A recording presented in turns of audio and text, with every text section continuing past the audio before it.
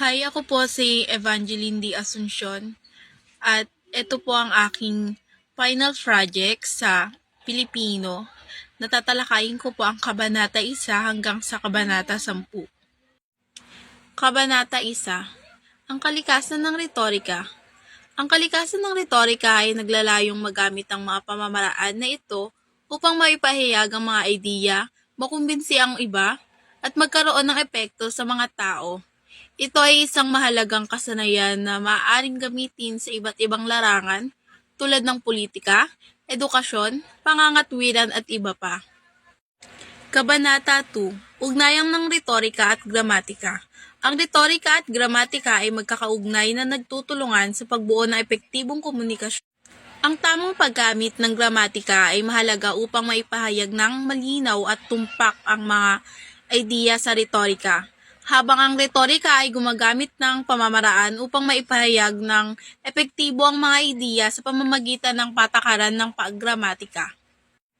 Kabanata 3. Tayutay.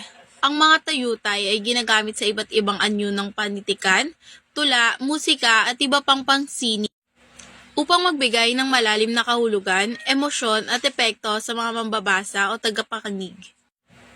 Ito ay nagbibigay ng kulay at kahulugan sa mga salita at nagpapalawak ng imahinasyon at pag-unawa ng mga tao sa mga teksto o pahayag ng kanilang binabasa o pinakikinggan. Kabanata 4. Idioma. Ang idioma ay mga salita o parilala na may kahulugan na hindi literal o hindi tuwirang nauunawaan patay sa kahulugan ng mga salitang bumubuo sa idioma. Ito ay mga pahayag na may kahulugang kultura o pangkalahatan na nauunawaan ng mga taong may kaalaman sa wika o kultura kung saan ito ginagamit. Kabanata 5. Batayang uri ng diskurso. Ang diskurso ay isang malawak na konsepto na tumutukoy sa proseso ng pagpapahayag ng mga ideya, impormasyon, at kaisipan sa pamamagitan ng wika.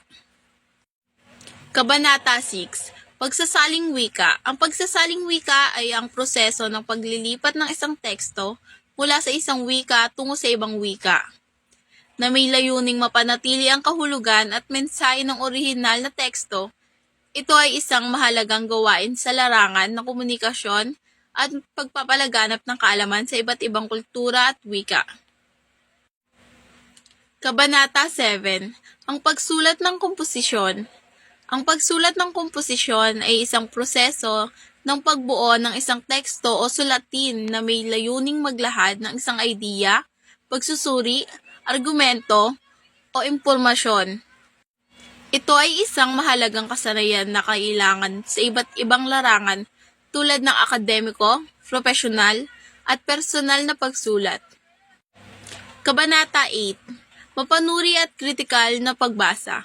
Ang isang mapanuri at kritikal na pagbasa ay isang kasanayan na naglalayong maunawaan at suriin ng malalim ang isang teksto.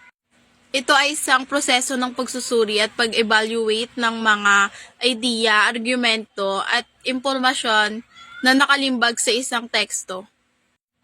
Kabanata 9. Komposisyong personal.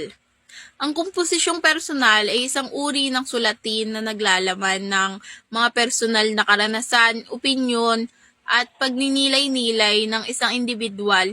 Ito ay isang paraan ng pagpapahayag ng sariling damdamin, karanasan, at pananaw sa iba't ibang mga isyu o paksa. Kabanata 10. Komposisyong popular. Ang komposisyong popular ay isang uri ng sulatin na nakatuon sa mga paksa, pangkaraniwan at kinahihiligan ng mga tao. Ito ay karaniwang naglalaman ng mga impormasyon, opinyon, at mga karanasan na may mga kaugnayan sa mga popular na interes at mga pangyayari sa kasalukuyan. Yun lang po. Maraming salamat po.